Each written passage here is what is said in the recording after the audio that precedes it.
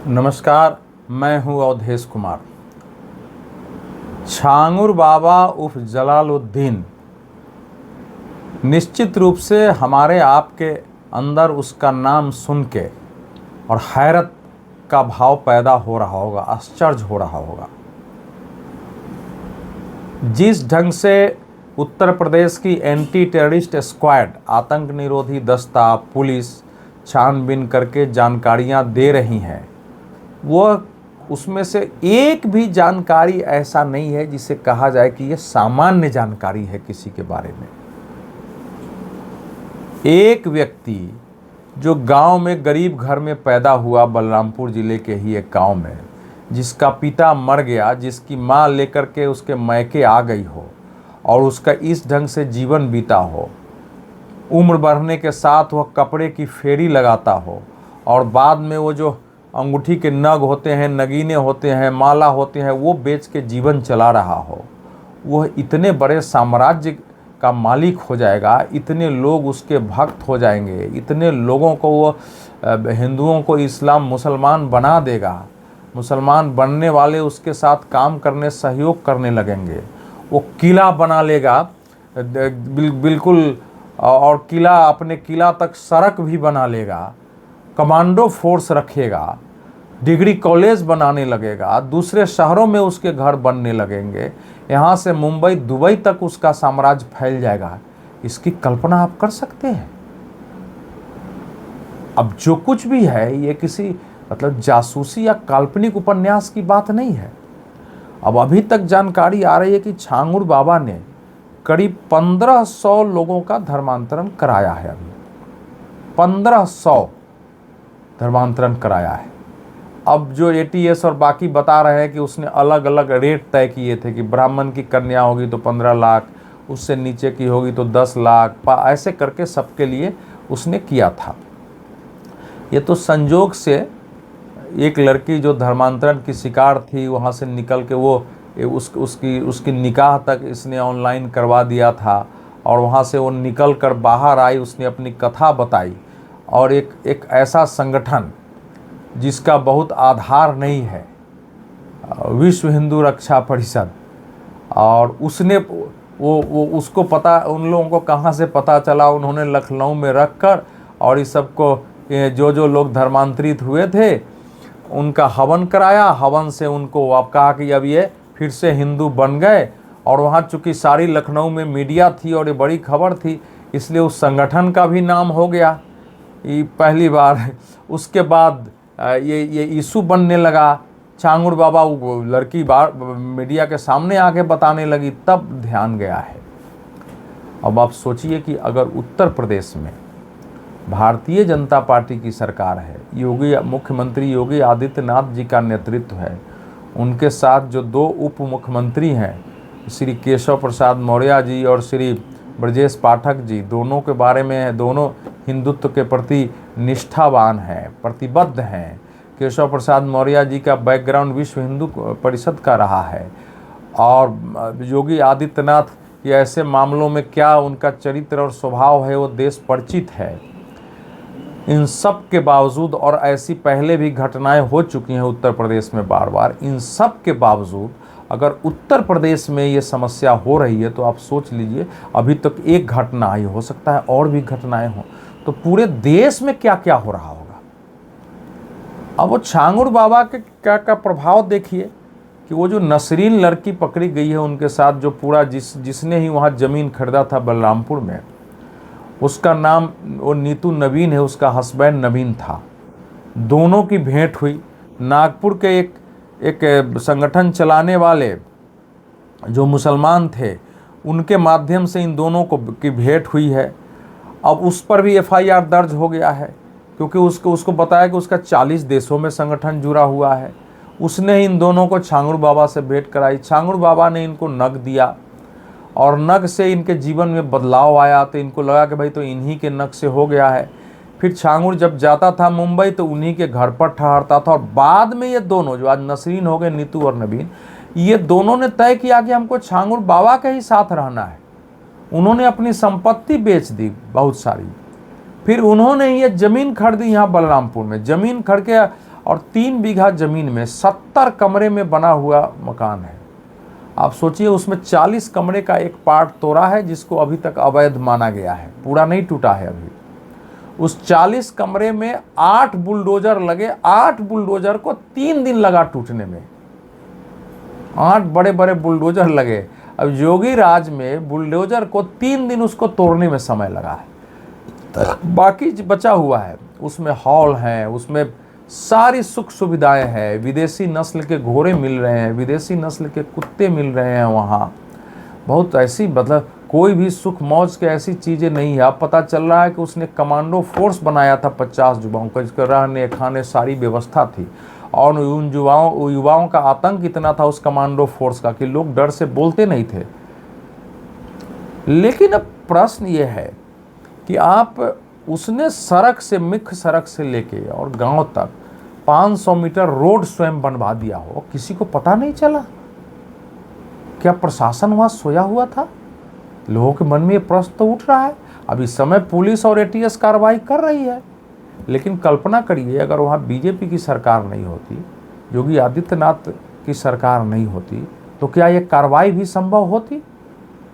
इसीलिए मैं कह रहा हूँ कि ये केवल इस पर हैरत करने का विषय नहीं है कि इस सरकार में इतना कुछ हो सकता है कि उत्तर प्रदेश के प्रमुख जगहों पर किसी लड़की को, वो लड़की बता रही है कि हमारे पिताजी बहुत शराब पीते थे, तो हमारे यहाँ वो लड़का आता था, हमारी माता को कहा कि वो छांगुर बाबा वो देंगे दवा, ठीक हो जाएगा। उसने दवा दिया, फिर मेरे पास आने लगा, मैं भी उसके साथ जाने लगी। उनके दोनों भाई बहन अपना हिंदू नाम बता के आते थे और थे मुसलमान। इनको बुलाया कि चलो छांगुर बाबा से मिलो, और कहीं ले गया और इनसे निकाह कर लिया। बाद में इसको पता चला, फिर इसको घर में घेरे हुआ था, वहाँ से निकल के आया।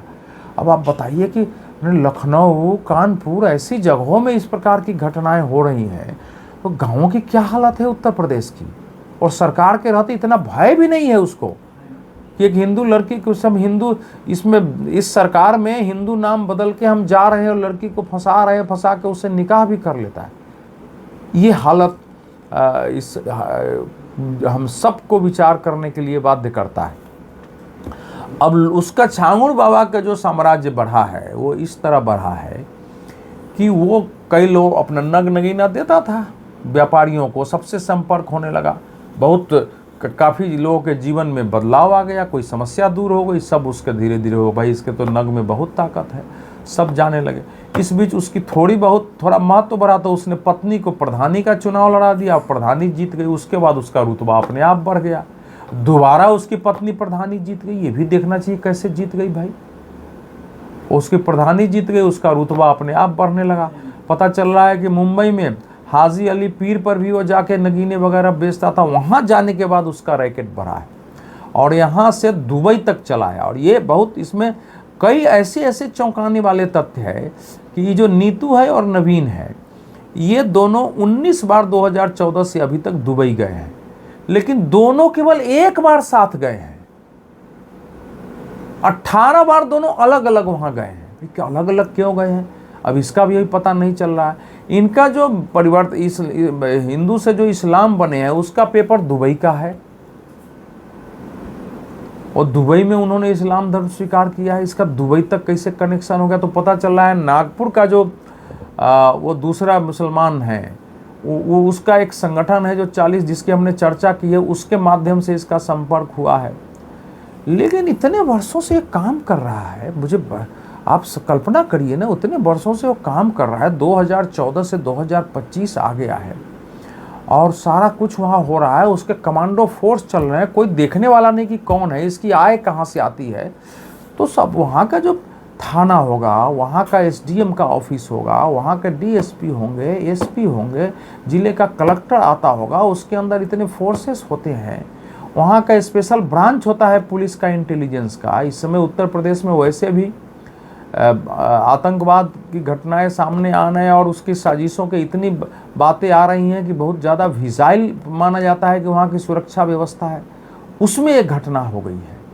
तो अब छांगुर बाबा की घटना ये बता रही है कि आप जो कल्पना कर रहे हैं कि नहीं नहीं वो तो बीन कासिम आया, मोहम्मद गोरी आया, गजनी आया, उस समय से, अरे भाई जिस राज्य में सालार जंग के नाम पर जिस राज्य में अभी भी हिंदू जाके सिर चढ़ाते हैं उनके मज़ार पर, जो यहाँ गाजी बनने आया था जिसकी एक ही भूमिका थी ज़्यादा से ज़्यादा हिंदुओं को मुसलमान बनाना ताकि हम गाजी कहलाए, और उस गाजी के पीर पर हम जा रहे हैं और आज तक वहाँ मेले लग रहे हैं जगह जगह। आप कल्पना करिए। तो और उत्तर प्रदेश है, मैं बार बार कह रहा हूँ कि देश में जो इस्लामिक कट्टरपंथ है, जो धर्म परिवर्तन है, उसको अगर उत्तर प्रदेश में ठीक से, और जो पकड़े गए आतंकवादियों के खिलाफ मुकदमा लड़ना है या बड़े बड़े झूठ इशू बनाने हैं, नागरिकता संशोधन कानून के विरुद्ध इशू बनाना है, वक्फ बोर्ड संशोधन, वक्फ संशोधन कानून के विरुद्ध इशू, अगर ये सब आप देखेंगे तो इसका केंद्र बिंदु उत्तर प्रदेश वर्षों से नजर आएगा। आपने अभी घटनाएं तो देखी हैं। कानपुर जैसे शहर में छोटे मंदिर को चारों ओर 50 मीटर दीवारों से ढक दिया गया है, और ये सब 15 से 20 सालों के अंदर हुआ है। अनेक ऐसे मंदिर निकल रहे हैं। कई मंदिर हैं उसको घेर करके वहाँ पूरे खाने बना दिया है, जैसे पाकिस्तान और बांग्लादेश का दृश्य हम देखते हैं। ये सेकुलर देश है, चलो सेकुलर है, या हिंदू मुसलमान सबको साथ रहना है, लेकिन क्या ऐसा हो सकता है कि कोई हिंदू, कोई सिख, कोई जैन, बौद्ध का जाके किसी मस्जिद पर कब्जा कर ले या उसके चारों ओर 50 मीटर दीवार खड़ा करके उसको पूरे खाने में बदल जाए, वो इशू न बने? और वहाँ से कोई अगर बैठा हो, उसके इमाम हो, उनको निकाल के भगा दिया जाए, पंडितों को भगा दिया जाए। संभल में आपने देखा है कि ज़मीनें कब्जे हो गई, कुएँ ज़मींदोज हो गए, बावड़ियाँ ज़मींदोज हो गई, मंदिर ज़मींदोज हो गए, पूरा का पूरा। तो ये सब एक दूसरे से जुड़ी हुई घटनाएं हैं, इसको उसी रूप में लिखना पड़े। छांगुर बाबा हमारे आंख खोलने के लिए पर्याप्त है कि योगी आदित्यनाथ की सरकार को भी, बीजेपी सरकार को भी ये सोचना चाहिए कि हमारे राज्य में ऐसा कैसे हो रहा है इतने समय से। इसके लिए किसको जिम्मेदारी दिया जाए सरकार के स्तर। दूसरा, जो पॉलिटिकल वर्कर है, बीजेपी के वर्कर है, संघ के स्वयंसेवक हैं, विश्व हिंदू परिषद के लोग हैं, वो भी जरा सोचे, अपने आप पर बैठ के विचार करें कि आप सब वहाँ रह रहे हैं। आजकल वो इनको तो छोड़ दीजिए, हिंदुओं के नाम पर इतने संगठन बना दिए गए हैं, और आज कल भगवा वस्त्र पहन करके धर्म गुरु और बाबाओं के नाम पर इतने लोग टीवी में, सोशल मीडिया पर दिखते हैं, लगता है जैसे वो क्रांति कर रहे हैं। कुछ लोग तो यूट्यूब पर आ करके मुसलमानों के खिलाफ बोल के, यही बोल करके खाकपति से करोड़पति बन चुके हैं। देश भर में उनके कार्यक्रम हो रहे हैं। तो इन सब लोगों से पूछा तो जाना चाहिए कि आप जो आके यूट्यूब पर चारों तरफ प्रवचन कर रहे हो, जमीन पर ऐसा हो रहा है, कभी कुछ देखते भी हो, या तुम्हारी या केवल लोगों को बरगलाना और ठगना काम है तुम्हारा? तो ये सब के साथ साथ एक नागरिक के नाते हम सबकी जिम्मेवारी है कि हमारे सामने ऐसा हो रहा है। एक लड़की मजबूर होकर के धर्म परिवर्तन कर ले रही है, उसका पिता शराब पे छुड़ाना है और हिंदू बन के उसके साथ आ रहा है, 2 साल से घूम रहा है, उसकी बहन हिंदू बन के आ रही है। अब सोचिए कैसे वेश बदल बदल के ये सारी चीज़ें हो रही है, और उससे जुड़े हुए खातों में और बाकी लेकर 100 करोड़ रुपए बताए रहा है कि इसमें पूरा का पूरा इस इतने सालों में लेन देन और खर्च हुआ है।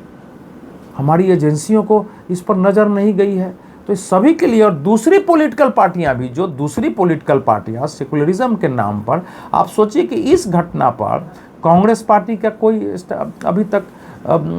अभी तक कोई पोस्ट नहीं आया है, कोई बयान नहीं आया है, समाजवादी पार्टी का कोई नहीं आया है, बसपा का कोई नहीं आया है, राष्ट्रीय जनता दल का कोई नहीं आया, ममता बनर्जी का कोई नहीं आ रहा है, किसी का कोई नहीं आ रहा है। अगर इसी में किसी मुसलमान को ऐसे एक का धर्म परिवर्तन हो गया होता, एक ईसाई का धर्म परिवर्तन हो गया होता, तो ये सारे लोग अभी तक यहाँ से लेके पूरा टूल किट गैंग, पूरा यूट्यूब जो इस समय यूट्यूब चैनलों की फौज है सोशल मीडिया पर चारों तरफ, दुनिया भर में ये इशू बन गया होता। इतनी बड़ी घटना हो गई है जिसमें लोग हैरत में, लेकिन ये बड़ी घटना नहीं बन रही है। तो विचार करिए क्यों नहीं बन रही है, किसको सतर्क होना है, किसको संगठित होना है। सरकारें ही सब काम नहीं कर सकती हैं, ये बार बार स्पष्ट हो रहा है। पहले जब बीजेपी सरकार नहीं थी तब भी लोग लड़ते थे, लड़ते हुए इनको रोकने की कोशिश करते थे, रोकते भी थे, स्वयं जेल भी जाते थे, झूठे मुकदमे झेलते थे लड़ने वाले। तो ये काम आज भी करना पड़ेगा। सरकारें बदलने से पूरी व्यवस्था नहीं बदलती है। उत्तर प्रदेश में इस्लाम के प्रमुख केंद्र हैं, जो दुनिया के प्रमुख केंद्र माने जाते हैं, तो उसमें ऐसे लोग, ऐसे तत्व तो होंगे ना, जो मजहब के नाम पर जो मानते हैं कि हमको हमारा मजहब इस्लाम इस्लामीकरण के लिए ही पैदा किया है। हमको अपने मजहब में लोगों को बदलना है, उसके लिए कोई सज़ा भुगतने को तैयार होना चाहिए। और मेरा अपना मानना है कि छांगुड़ बाबा की अरेस्टिंग से उसको दुख नहीं होगा कि हम अरेस्ट हो गए हैं, हम बहुत पश्चाताप तो नहीं हो सकता है, उसको परेशानी उसकी होगी, उसको चोट पहुंचेगा, पूछताछ होगी, उसका जो एकदम शान बढ़ा हुआ था वो गिरेगा, लेकिन पश्चाताप नहीं होगा। क्योंकि जो ये काम करते हैं वो तो मानते हैं कि हम खुदा और अल्लाह का काम कर रहे हैं, उनका आदेश है, उसके लिए हम ये काम कर रहे हैं, इसके लिए हमको हमारे सामने जो भी सज़ा मिलती है हमको भुगतना चाहिए। इसलिए ये मत भूलिए कि आप सज़ा दे देंगे तो वो चीज़ें बंद हो जाएगी। अब आप सोचिए क्या करना है। बहुत बहुत धन्यवाद।